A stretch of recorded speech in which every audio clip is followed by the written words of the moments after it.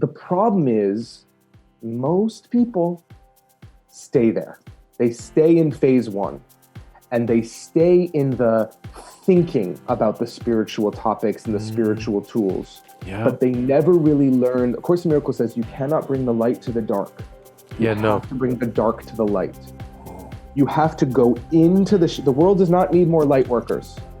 The world needs more shadow workers. The world needs people who can go into the depths of the pain within our own systems and bring it to the light of our own consciousness. So true spirituality in its highest form is the same thing as psychology. It's about embodying the practices and the beliefs, not just thinking them and reciting them to people. Hello, Better Together fans, or Better Together fans, Better Together with Maria Menounos fans. I'm not Maria Menounos. What a surprise. I'm Mr. Maria Menounos. Kevin Undergaro here, bringing you part 2 of our amazing interview with Ryan Weiss. Ryan is a healer and a life coach who went on a pretty extraordinary journey to become quite the enlightened soul, and with a lot of super helpful information. And if you're just tuning into this, I recommend you go back and watch our part 1 with Ryan. But if you don't feel like doing that, then you know what? You stay here for part 2 because stick around. Yeah, there's going to be a lot more of great takeaway. And please, I remind you guys, for us to keep this show going, if you have not subscribed to our YouTube, please do so now. And if you have subscribed, please share the show with a friend and ask them to do so. We're working hard every day to try to bring you so much valuable takeaway to help you change your life, because we are, as we say, a life improvement series. So let's get to improving our lives with part 2 of our interview with Ryan Weiss. My dogs have been huge teachers of mine, just infinitely loving. I'd say my relationships, my most intimate relationships, have been my biggest teachers. Byron Katie, if you're familiar with her and the work. So kind of similarly, you mentioned Dr. Ammon earlier, and I wrote down Byron Katie's name because she has something called The Work. And Byron Katie says, who's, by the way, if you're listening, just go on YouTube and just type in BYRON, Byron Katie. She is the most loving, compassionate presence. And Byron Katie says the only thing that can make us suffer is believing a thought that we haven't questioned. Boom. The only thing that can make us suffer is believing a thought we haven't questioned. So she came up, or she kind of divinely received what she calls The Work, which is 4 questions and a turnaround. And so I could tell a quick story about this. Please. We have the time. We do. Okay, great. So I think this was probably 12 years ago when I first started reading and listening to Byron Katie. And I was in this super frustrated place where I was going through a lot. I was quitting the entertainment industry. I didn't know what my career was going to be. I didn't know how I was going to make money. I was spending the little savings that I had. I didn't have like a family or friends that I could, quote, borrow money from. I had no credit. Like it was like this really intense, I took a leap and I was falling. And I was really in this vulnerable place. And I remember feeling like, my parents, who out of their love for me took a really defensive posture and were like, what are you doing? This is insane. How are you going to pay your rent? How are you going to pay your bills? How are you going to eat? Like this is, and so anytime I would kind of bring up kind of my vulnerabilities or my feelings or whatever, I felt like shut down. I felt like there was no relating. And so I had this story in my head proved out in the evidence that my mom doesn't listen to me. Mm-hmm. She doesn't listen to me. When I call her, she's doing her makeup, she's blowing out her hair, she's interrupting me, she's telling me about the meetings she's going to, she just doesn't listen to me, which was really painful. Then I did Byron Katie's work. And she has 4 questions and a turnaround. So the first question, so you come up with what she has like your judge your neighbor statement. My judging statement about my mom was, my mom doesn't listen to me. First question, is it true?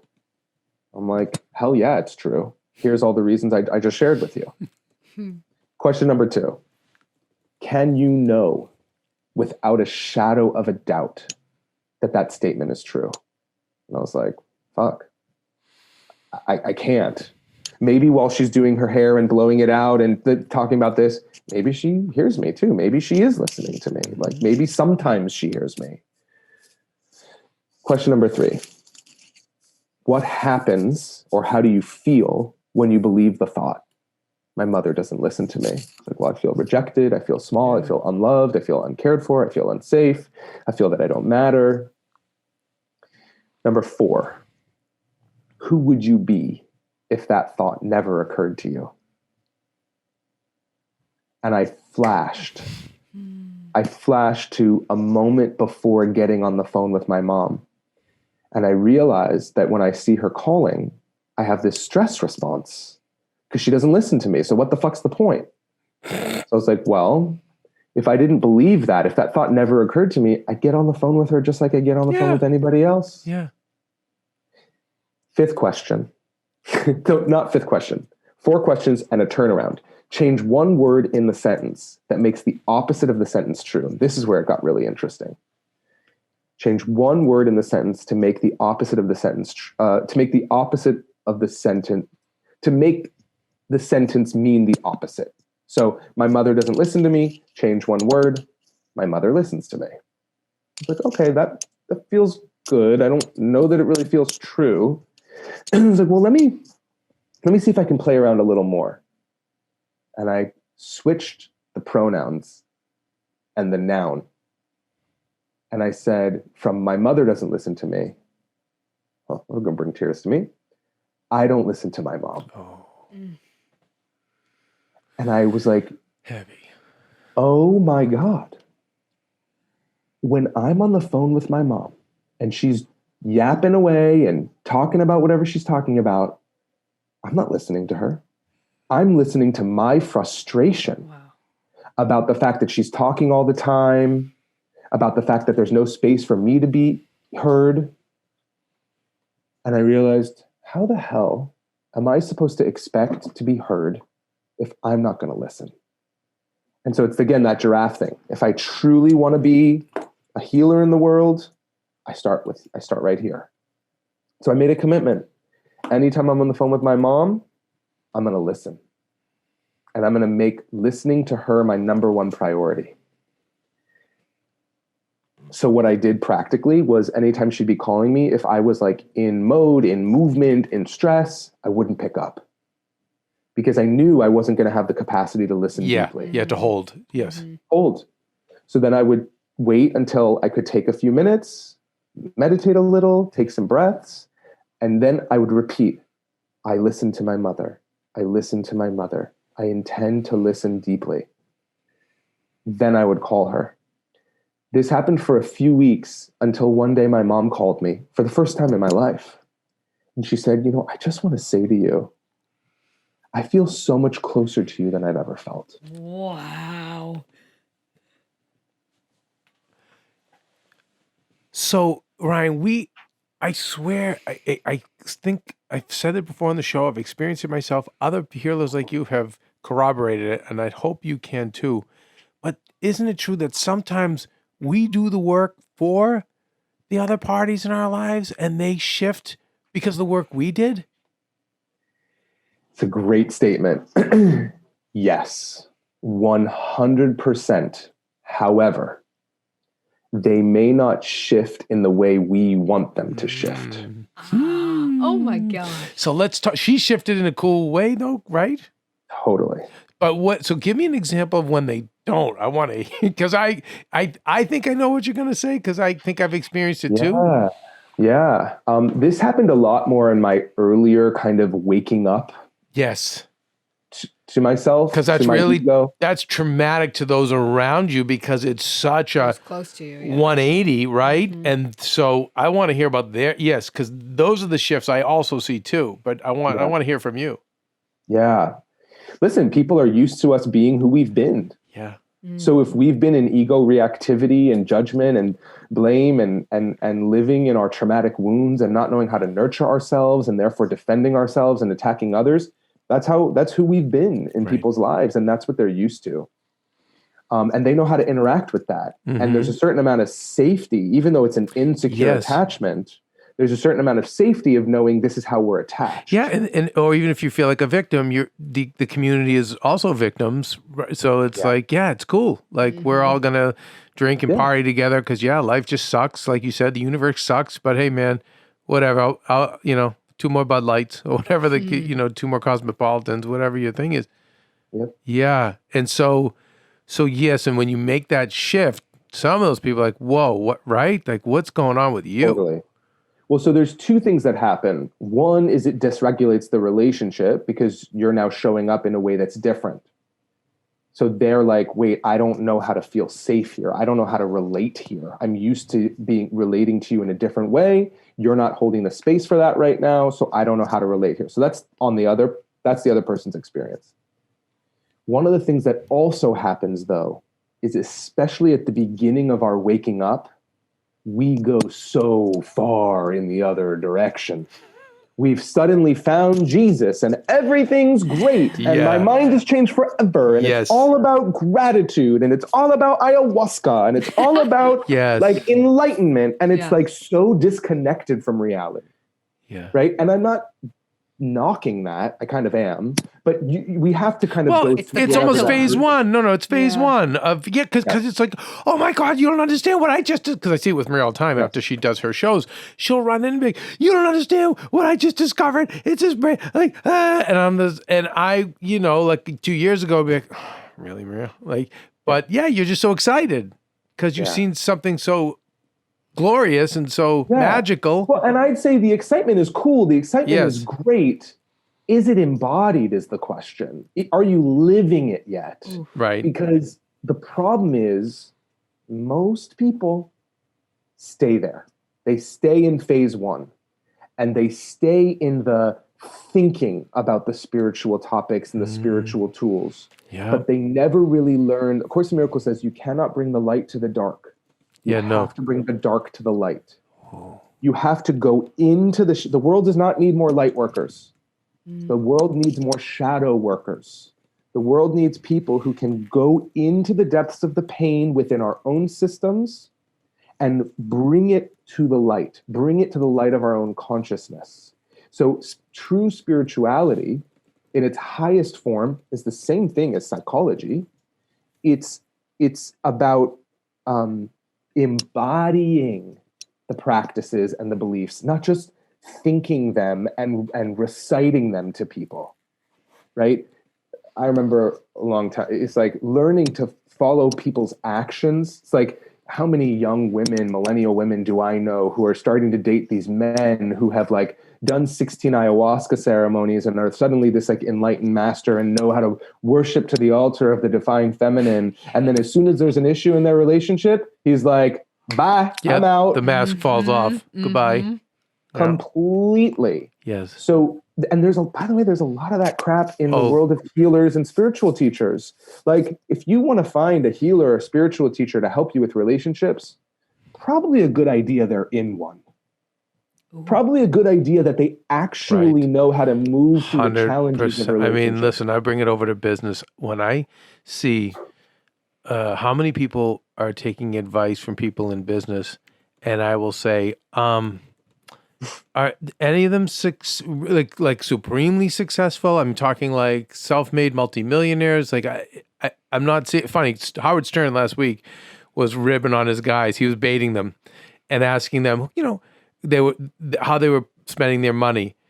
They were spending it pretty moronically, and in Howard's way, he really does care, and he wants to see them invest better. And he's tried to advise them, but they know better than him. And he basically said to them, who are you getting advice from?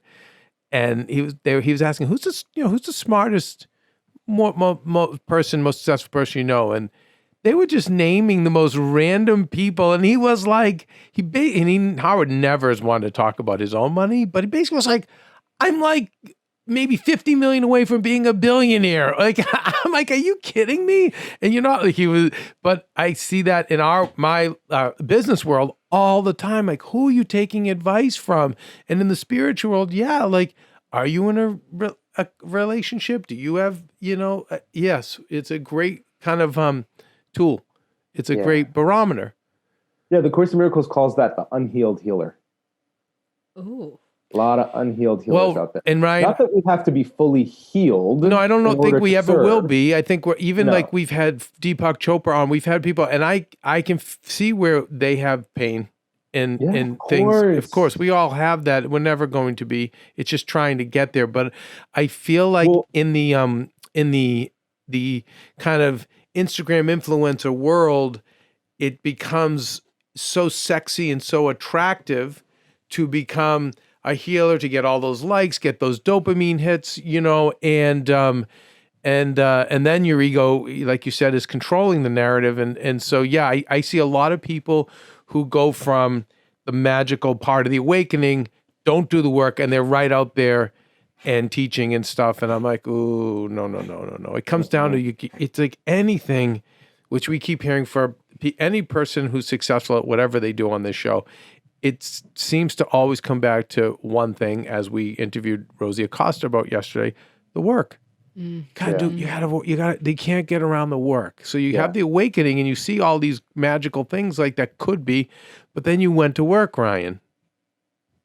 Right? You went to work on learning about yourself and learning the practices and doing the practices and doing the work. And Can I ask a question really quick, Kev? Yes, Stephen. So yeah, Stephen, nice to have you, Ryan. Really loving the episode so far. I wanted to ask, based on that and based on what Kevin's saying about doing the work beforehand, when you become a life coach, what's the moment where you feel like you've done enough work? Was there ever like a moment where you're just like, I think I'm finally ready with myself that I could feel comfortable giving advice to other people? Good question. Yeah, good question. Great question. My own journey is, I think, an interesting one because I really didn't choose to become a coach. And she's very public about this story, but really the cliff notes is that, somebody, a very public figure, had a 10-year multiple sclerosis diagnosis. She hadn't booked television work in 4 years. She was single. She was just having really a super dark night of the soul, losing the function of her left leg. And this was about a year after I quit the entertainment industry and about 6 years deep into my spiritual practice and my spiritual life. And I'd spent the last year just deep in studies and not knowing what I was going to do with my life. And I ran into this person who I knew from when I worked at WME in my agent days. And we got to talking. She was kind of like, I'm used to you in a suit and a BMW, and now you're in yoga pants, you have a feather in your hair, and talk about those early moments, right? And Ryan, what's so funny? I think I know who you're talking about, who I also have worked with. And just by what you're saying, I think I know who she is, just like by that tone. She's public about it. It's Jamie Lynn Sigler, if you're familiar with Jamie Lynn. Yes. Yeah, we had the same publicist for a long time. And beautiful. She's a good kid. All right, but continue. Yeah, so we ran into each other in a smoothie bar. She's like, what the hell happened to you? I was wearing yoga pants. I was driving a smart car. And I just shared, I'm fully committed to my mental health work, my spiritual work, my daily practices. She's like, well, what are you going to do professionally? I was like, I really don't know. I know it's going to have something to do with helping others in the way that I'm learning. She was like, well, what's your plan? I was like, I don't have one. Like, I wake up every morning and I'm kind of like, all right, universe, show me. And I'm really more focused on my own healing work right now. And she was like, oh, well, cool. Good to see you. And the next day she called and asked if I could come over. And I did. Wow. And that's when she shared about her MS and her pain. And part of me was sitting there going, why is this person telling me, not this person, I love her, but how can I help her, right? This kind of imposter.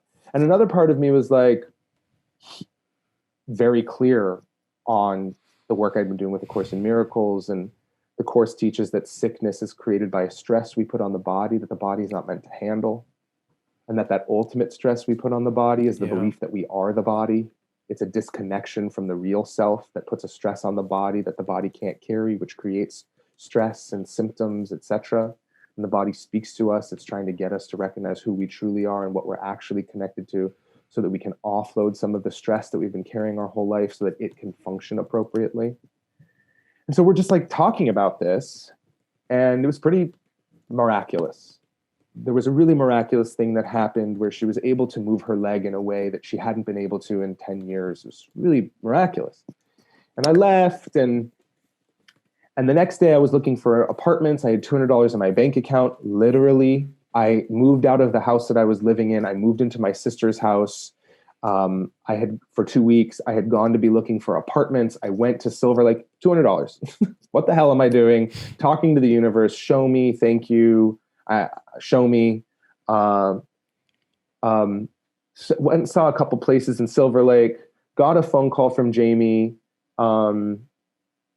Actually, my story is off a little bit. Regardless, this was all intertwined in the same day. I had been looking for apartments. I went to go visit with Jamie. We had this miraculous 3 hours together. I left her house. I got a phone call from a colleague of mine who had worked at WME with me. There's a reason I'm sharing all these details. A colleague who I hadn't spoken to in a couple of years at this point, who I loved. She had the office next to mine at WME. She was awesome. I leave Jamie Lynn's. She calls me. I'm like, she says, what are you doing? I've been thinking about you. I said, I'm in West Hollywood. I'm just leaving a friend's house. I have some time to kill before going to a Marianne Williamson lecture. Mm-hmm. She says, oh, I moved to West Hollywood a year ago. Come over. Happens that she's literally around the corner, and I'm driving by her building as we're on the phone. I go to her building. I put my hand on the wrought iron fence to open the gate to walk into her building. And a man's voice says to me, welcome home. And I look around, and there is no man there. And I walk into this courtyard. I know, wild story. And imagine me, this like, quote, smart agent guy, experiencing hearing a voice. I walk into the courtyard, beautiful Mother Mary statue over the fireplace outdoor. There's a dude playing guitar on the balcony, smoking cigarettes. There's this gorgeous fountain in the center. I walk into Sean's unit, and as soon as I stepped on the floor, I heard, this is your home. That same man's voice said, this is your home. And Sean, my friend, says, what did you just say? I hadn't said anything. I said, what? Nothing. She said, you just said you're supposed to live here.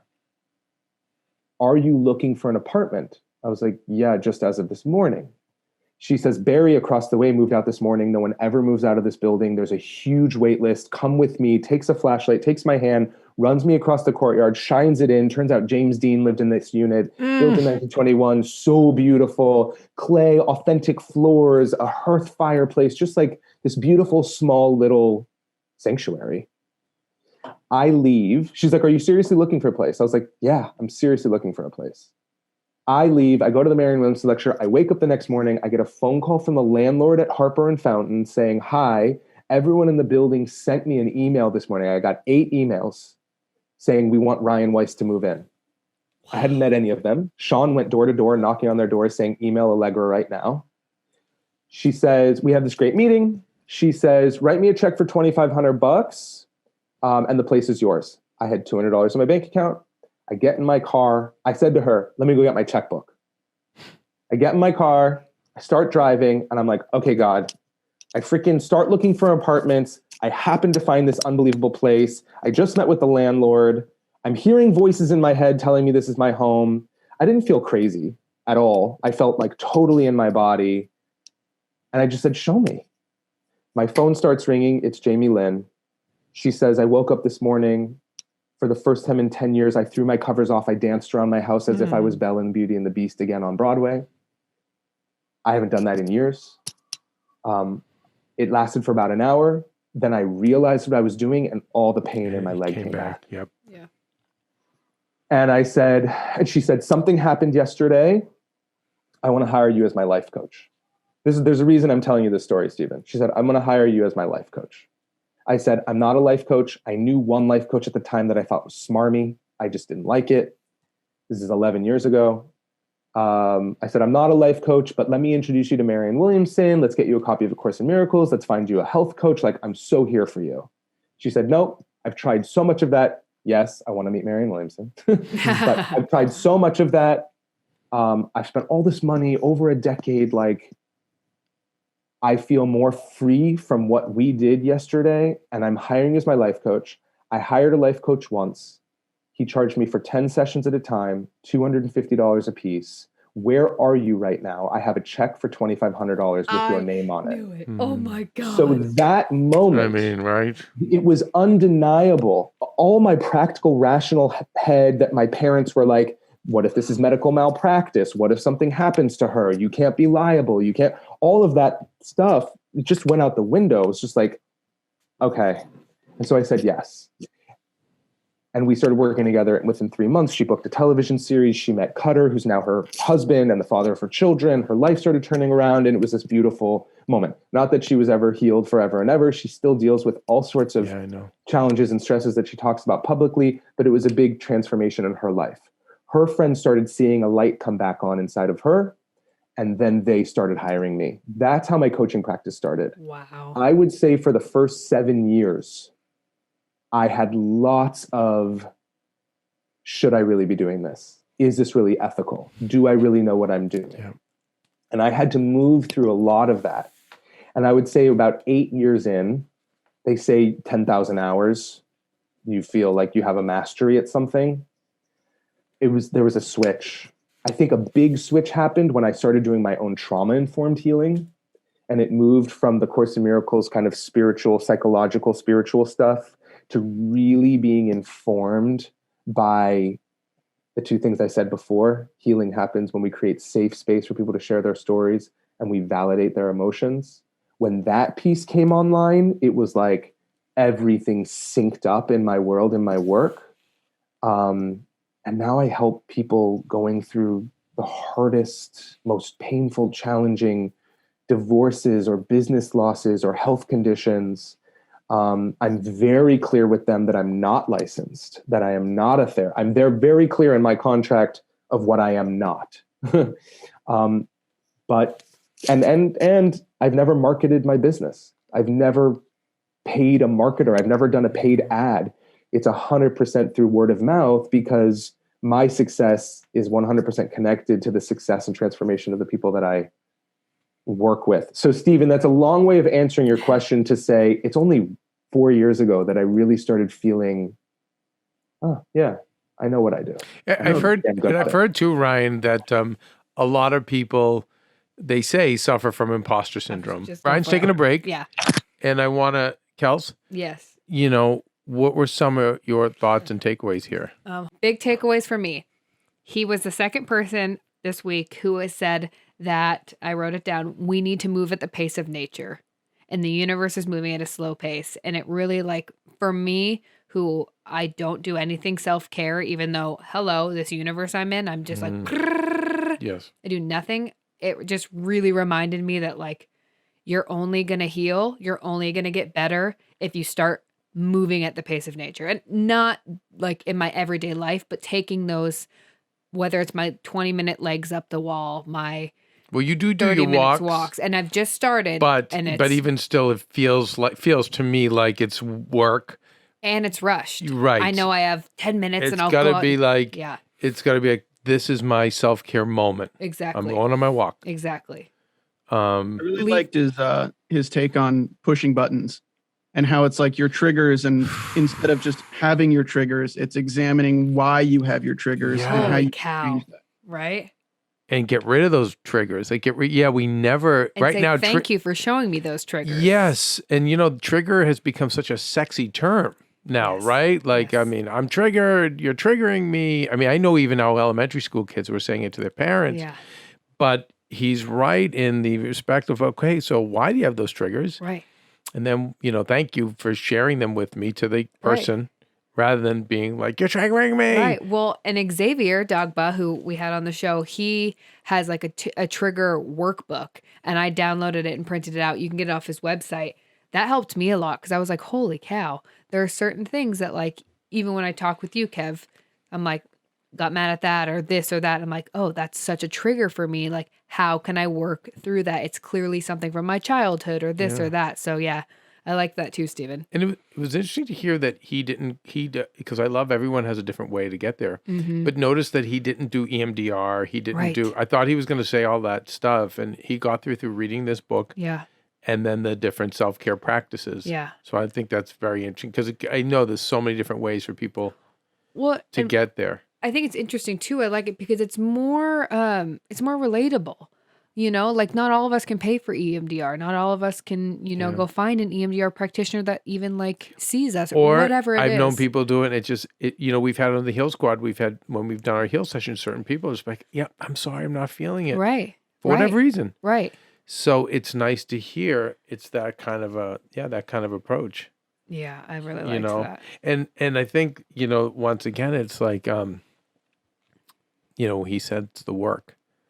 You got to do the work. I think any success, guys, you have to do the work. Like that's the one thing that I was saying what's going on in the universe right now. And Ryan's settling back in. Ryan, we're doing a little wrap up of the things we learned from you. So much. But I was going to say, one of the things that's going on, and I don't know if you'll relate to this, Ryan, or not, but it keeps to me like the work has to be done. You've got to do the work. You have to do the self-care practices, and you have to do the readings and the teachings and the learning and then the putting the stuff into action.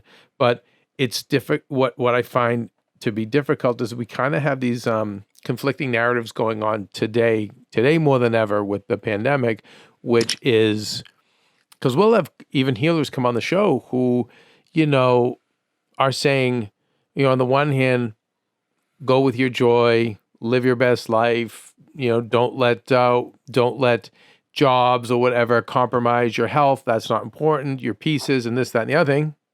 But then they'll say, you really have to work hard. One person yesterday, Rosie Costa, who I love, and I loved her quote. The quote was something like, one of the most painful things for people is to realize that they're not willing to work hard enough. And then hearing even from you, Ryan, like you got to do the work. So I think sometimes, that there's a conflict that's out there today with people is that, and to me, the answer is, obviously everything in balance, but at the end of the day, to achieve anything that's worthwhile, you have to do the work, So anyway, that's one of the many things I got out of this today is that it still comes back down that you have to do the work. Mm-hmm. Well, and I would just add to that sentiment that there's a feminine approach to doing work and there's a masculine approach to doing work. Let's hear that. The masculine approach to work is what we think of as working hard, working strong, working long hours, busting through blocks. Yes. Like it's this arduous process. Yes. And I think that that's important, but it has to be balanced, right? We want the hard work. We want to create. We want to move through our blocks, but that's become so lauded as the way to find success in the world. And again, we believe that we believe that we will finally be deserving of love when we get success. So we believe that if I work hard enough, then finally I'll be loved and accepted, which is all we really want, right? Love and safety. Yeah. Love acceptance equals safety.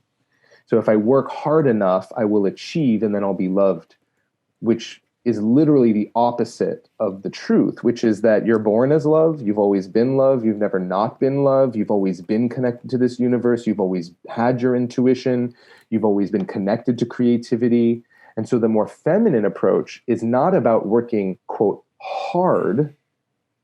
Rather, it's about resting into the peace that's here for us. And that's why the Sanctuary Challenge is not called the Sanctuary Easy.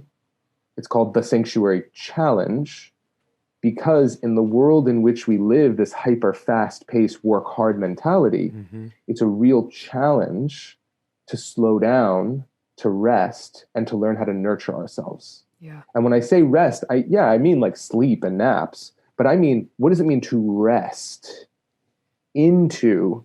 So you think about, we're holding ourselves all the time, holding our muscles, holding our ligaments, our tissues, our muscles, our bones, our skeleton. We're holding so much because we believe we're not held. So we think we have to hold ourselves. Oh my. So right now, I see you taking a deep breath. Yeah. Yes. Because Kevin. Yes.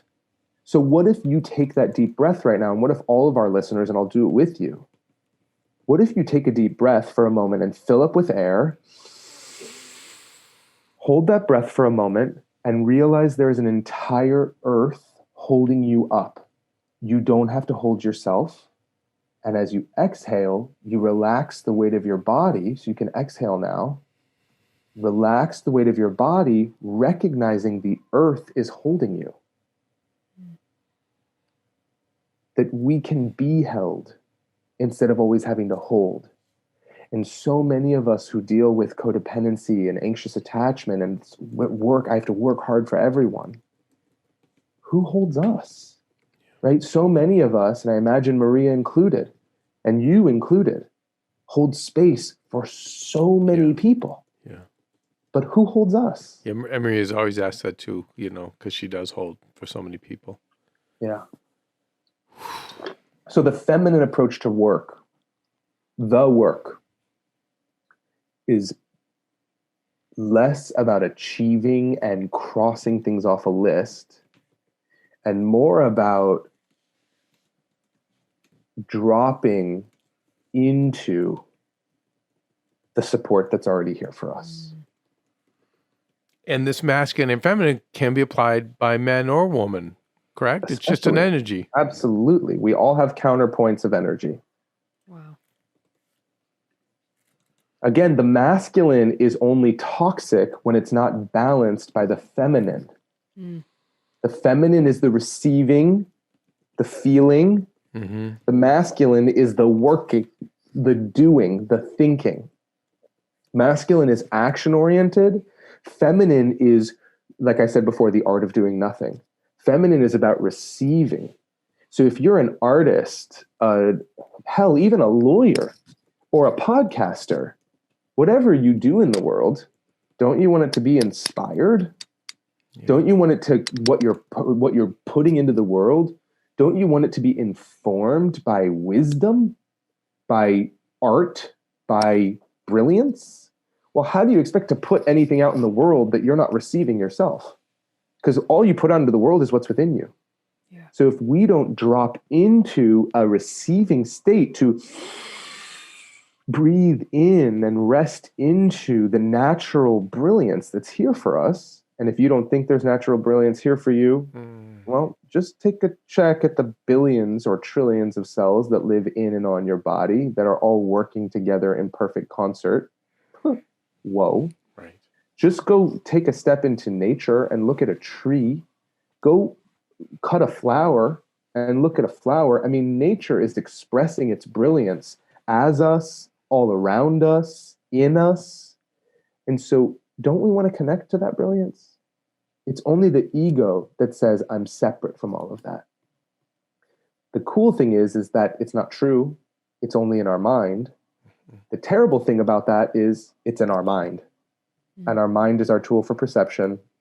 And if I believe the thought that I'm separate from all this brilliance, then I will experience life in a way that says, I'm separate from all this brilliance. But if I can rest into the brilliance that's here, I start to experience, oh, wait, I really am supported. Yeah. I don't have to react to the thing that person said because they actually can't threaten me. I'm loved by the universe. Like, I'm safe.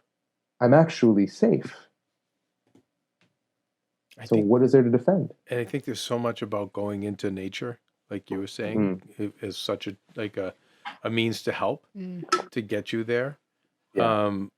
And that's why, there's forest bathing. And I know one therapist who just made me go down to the beach and put my feet in the water because we were in LA, or just even walk in the grass barefooted to get grounded to nature. I think that's definitely a way to help. And I can't say enough, Ryan, too, how much what we eat and consume and put in our bodies toxifies us too, to prevent us from seeing all this, totally. Just brings out so much of that stuff. Ryan, this was a really special interview for sure. Wait, we have to go back to imposter syndrome. Oh, because we can't forget about imposter syndrome. So if you have time, Ryan, we got kind of into it. So many around. What do you want to know? How many there are, or when you suffer, when you feel it? When you suffer from it. Yeah. Well, I know all the greats say they have those moments. Yeah. I'm going to go super metaphysical spiritual on this one, and then we can find a way to practical if we want, or we can just keep it in the spiritual. The ultimate imposter is the ego. The ego is the belief that I am a small, separate thing. That's not what I am. That's not who I am. A Course in Miracles says is that I am, for lack of a better word, energy. I existed long before I was born and will exist long after I pass. My body is like a suit of clothes that I put on at birth and I take off when I pass at death. That who I truly am is a creation of this brilliant, magnificent, loving universe. That who I truly am is an extension of this universe. So Marianne Williamson says, if the universe or God is green felt, then I too am green felt. The only difference between me and God is that God created me. I didn't create God. Say that again. The only difference between me and God is that God created me. I didn't create God. When we are a collective, what the Course in Miracles calls the sonship or the daughtership, the children, the creation of this universe, look how powerful we are. As one being, we're destroying an entire planet. Look how powerful we are. Yes. We build countries that go to war with each other. But we also build magnificent technology and beautiful art. We are epically powerful. The Course says we are the creation of the universe. That's what we truly are. We are this energy. The ego says, no, I'm this body. Right? A Course in Miracles says, I am not the body. I am free. I am as God created me. The body is a tool for learning. And it's a vessel for communication. The body is a tool for healing. And it's a tool for healing when I can remember that you are not your body, that you are the light of this universe. That's what namaste means, right? We throw it around so much. All namaste means is the light in me salutes the light in you. Namaste means you're light, and so am I. So we remind our mind of that. The ego says, no, you're not light. That's a nice concept, but that's bullshit. You're the body. I'm the body. I'm the resume. I'm how much money I have or don't have. I'm my career. I'm my relationships. I'm my home. I'm my Gucci Prada shoes. I'm my BMW, whatever it is. I am the things I have or don't have. That's the ego that says I am a small separate thing. That's the ultimate imposter. That's not who we truly are. When I am identified as my ego, I will always feel like I'm an imposter. That's where arrogance comes from. When I know who I truly am and rest into who I truly am, there's no need for arrogance. I don't need to prove to anybody. But when I'm feeling small and separate, then I have to prove that I'm not. This is that massive narcissism. This is the economy that we live in, an economy that's been designed by mostly white men who feel so small and insignificant with such small dick energy that they feel that they need to prove to everybody that they are the most powerful person in the world and are willing to do anything to do so. Right? That's the world that we live in. Yeah. Right? It's rooted in this imposter. And so anytime I'm in my ego, which I'm in mine all the time, you're in yours all the time, it's a part of our experience. Yep. When I'm in my ego, I feel like an imposter. That comes out through, I'm not good enough to do this work. Can I really help people? Who am I to speak on that stage? Who am I to write that book? Marianne Williamson writes in her book, A Return to Love, who am I not to be beautiful and fabulous? I'm a child of God, right? You know that quote, it's not our darkness, it's our light that we most fear. Know that quote? Wow. Often misattributed to Nelson Mandela. No, he used it in his speech. So explain that to me. Yeah. Why Let me just read it to you accurately. Sure. First, and then that we fear. It's the light that we fear the most. Yeah, I'm gonna break it down for you in just a moment in the way I see it. But I just want to read it to you accurately. Yeah, here it is. Our deepest fear. This comes from her book, A Return to Love, which is rooted in the principles of A Course in Miracles. Our deepest fear is not that we are inadequate. Our deepest fear is that we are powerful beyond measure. It is our light, not our darkness, that most frightens us. We ask ourselves, who am I to be brilliant, gorgeous, talented, and fabulous? Actually, who are you not to be? You are a child of God. Your playing small does not serve the world. There's nothing enlightened about shrinking so that other people won't feel insecure around you. We were born to make manifest the glory of God that is within us. It's not just in some of us, it's in everyone. And as we let our own light shine, we unconsciously give other people permission to do the same. As we are liberated from our own fear, our presence automatically liberates others. So that sentence that you were asking about, it is our light, not our darkness, that most frightens us. So when we are in the position of the ego, the small and separate, the ego, that us, is afraid of light, because the ego knows it's not ultimately real. The ego knows that the belief, which the ego is the belief that I'm separate, it knows that's not ultimately true, right? So it's threatened by light, because light casts away all illusions. Light casts away darkness. The ultimate darkness is the belief that I'm separate. So the ego is afraid, literally, for its life. If the light turns on within me, it'll shine truth, and the truth will show the ego isn't real. The ego isn't ultimately real. It's an aspect of our experience, so it seems very real. So the ego is afraid of the light and tries to keep us away from the light, right? That's why we don't meditate. It's not because you don't have time, right? We don't take care of ourselves, not because you don't have time. Everyone can find time to meditate. Everyone can find time to take care of themselves, even if you have 3 young children and a job. Well, I would say there are certain people in the world with such dire realities that finding ways to take care of themselves is seemingly impossible, which is horrible. And those of us who can take care of ourselves, I believe, have responsibility to serve those who can't. But we don't not meditate because we don't have time or because our head is too loud. Underneath all of that, there is an egoic fear that if I meditate, if I practice my spirituality, if I do the work, as you're saying, the ego is afraid it will disappear, it will vanish. And it wants to live. It wants to live on. Wow. And have you read the book Ego is the Enemy? I've heard, now you're the third person, so I will now have to check it out. Yeah, and I need to reread it because it keeps coming to me too, Ryan, where people will say ego is the enemy and they'll go over all of that. Ryan, like, I think I love your work. I love what you're doing, your spirit. I'm in alignment with all of it.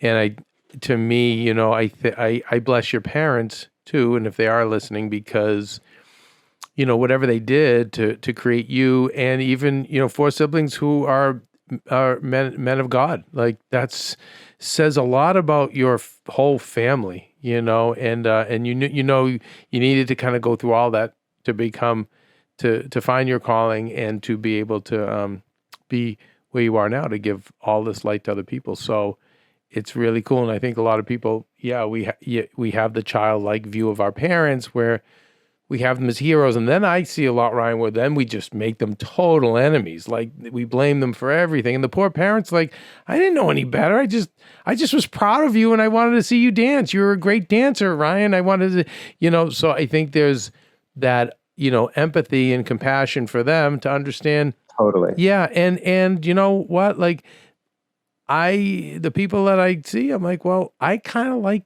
you and I like where you're at now. And, they had a hand in that. And so I think you have to honor it. So anyway, but I just think it's fantastic what you're doing. And, I'm sure we will definitely be in touch more and more Yeah. about this and about you. And, really good stuff, Ryan. And, I know Ryan. What's Ryan's information that we can give out to our Well, let's Heal see here. Squad? Ryan's Instagram is Waking Up with Ryan. You gotta follow him. His stuff is amazing. That clip he was talking about earlier, I went on there the other day and I was like, what the frick? Why did I need to hear this? So yeah, his stuff just hits you right in the heart. So Waking Up with Ryan. Also, everything you need to know about him is on his website, which is wakingupwithryan.com. Has all the good stuff on there. And then Ryan, also, if you guys have the Quilt app, which we had Ashley Sumner, who's the founder of Quilt, on the other week. He is on there. Ryan, do you have specific days you're on Quilt? Yeah, every Friday at 9 a.m. I do like an interview. It'd actually be great to have you on there if you ever want to jump on. I would love to. When anything you need, Ryan, and I have some ideas for you as well when we talk off air. I want to put into play for you because to help you get your work and your message out. But for sure, 100%, I'm always here for you. And is it 9 o'clock Pacific? 9 a.m. Pacific. We also started last week doing a little Shabbat on there at 5 p.m. on Friday. We'll see how often we do that. And then also, just so people know, I still do post often on Waking Up with Ryan, but since January, I focus a lot more on the Sanctuary Challenge Instagram page. Gotcha. So on that page is where there's already 45 live streams. There's a library of IGTVs on there with all of that, which is where you saw, I think where you saw that other one. So we're at Instagram at the Sanctuary Challenge, and then the website where people can sign up for free and invite their crew and all is thesanctuarychallenge.com. Amazing. And thank you for doing what you're doing. And thank you for spreading the work of people like myself and like my best friend, Ashley Sumner. And I'm grateful for her for this introduction. Thank you for doing this work. Thank you for being a source of opportunity for people to start changing their lives and see things differently. And I really appreciate you inviting me on. It's such a pleasure. Thank you. Where was Ryan at WME when we were there? Yeah, right. Where's Ryan? Was Maria's agent? Hey, Ryan Weiss, everyone. And Ryan, we will continue this conversation for sure. I look forward to it. Okay, so we have another BFF of this show. And a lot of work to do. Yeah, Kelsey, what were some of the things that you heard Ryan say that Well, I mentioned it earlier. I'm going to definitely be better with my self-care. And I know it's been like a self-care themed last couple of weeks, I feel like. But his really, really set in with me, especially with the masculine and feminine ways we work and the energies. I'm like, okay, I have a very masculine approach, I think, to how I go about my days and my weeks and my life. And I definitely needed some more feminine energy in there to be able to A, survive, and B, beyond, like Kev says, the 30-year plan. So yes, that was really good. I really liked his brief talk about codependency, because I am that. Like, if he talked briefly about how, like, if someone you feel like, for example, my mom, I'm like, my mom's hurting, then I'm hurting, right? It's so that was really a good eye opener for me. Yeah, you had that in childhood. Yeah, as did I. Yeah. So, and I feel that today, like we've had comments like to my core. Oh, yeah. So that was another good.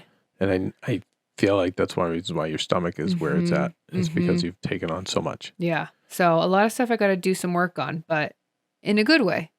A great way. Yeah. Stephen, what about you? I thought it was really strong. I mean, I think the questions to ask yourself were really kind of cool. Like, I know it's like the first thing that people hear when they go to the show, but changing the dialogue that you tell yourself can be really important. I mean, my example of this was my therapy session I had a few years back was like, my biggest thing was like, oh, my relationship with my dad. Well, what is it? And does he not have an interest in what I'm doing?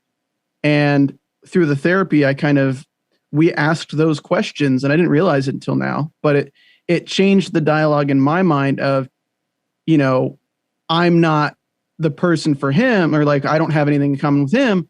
I changed the dialogue to, no, he hasn't taken an interest in what I do.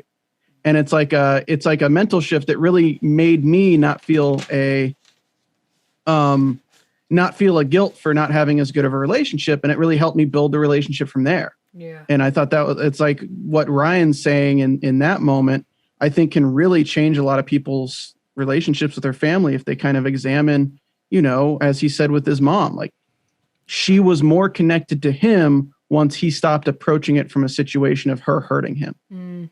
Yeah. It's those 5 questions with Byron Katie. Yeah. I'm going to look her up on YouTube for the work. That was really interesting way to shift narrative of how you're looking at situations and people. Yeah.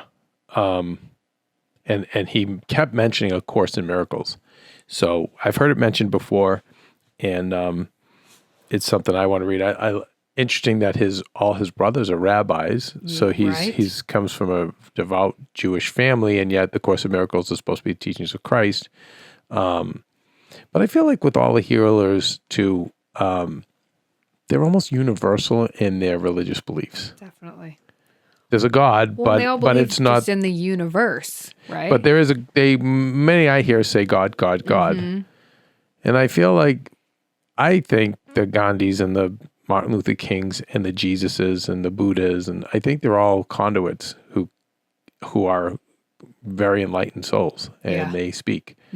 Angels speak through them. I don't know, it's my way of looking at it, but I just think it's always cool when people from different backgrounds like that embrace other teachings, rather than just the one way. Now, which again, even if it is the one way and it works, it's fine. So just their ideas of it's not one way is the highway, right? It's all accepting. Yeah, he's really, really special. I'm excited for you all to listen to this, and I'm just excited to keep deep diving on him. Yeah. He's young, so he's gonna be doing a lot, and hopefully, we will be able to help him along in his journey. We had a nice little chat with him at the end of the show, and Stephen was weighing in, and Kelsey and me, and seeing what we can do to pump up. I also really loved how much he was mentioning Marianne Williamson. She's been on the show, and if you guys haven't heard that episode, it was last July, I believe. She's pretty dang incredible. We'll have to do her as a rerun soon. But yeah, she's amazing. Yeah, he mentioned her a lot. And obviously a big teacher of his, but just a little nice recommendation if you need another go-to, listen to that and share it. And kind of a negative shout out to Winnie. Oh, because what the heck? 10 minutes into the interview, growling, and then had to be held. My arm was tired. I had to hold her. I tried to take her. I was like, give her to me. No, but you need both your hands. But she can sit in my lap. She's good at sitting in my lap. Yeah, she won't. With me, I have to hold her the way you're holding it now. Yeah. Anyway, you guys, please continue to keep commenting on our YouTube page and our iTunes page if you're listening to us. They help. The biggest thing you can do, though, whether you're listening on Apple Podcasts or watching on YouTube or listening on Spotify or whatever else is out there, please subscribe or have a friend subscribe. Our numbers aren't really, I don't think, indicative of the value that the show's bringing. And, Sorry about the alarm. Oh, nice. Well, that means it's time to go. That's all that means. Anyway, you guys, we love you and we honor you and thank you for continuing to tune in with us as Maria gets her feet under her and deals with her issues at home. Kelsey, until then, what? Until then, you guys, be nice people, make good choices, Kevin, and be present. Presente. Bye, you guys.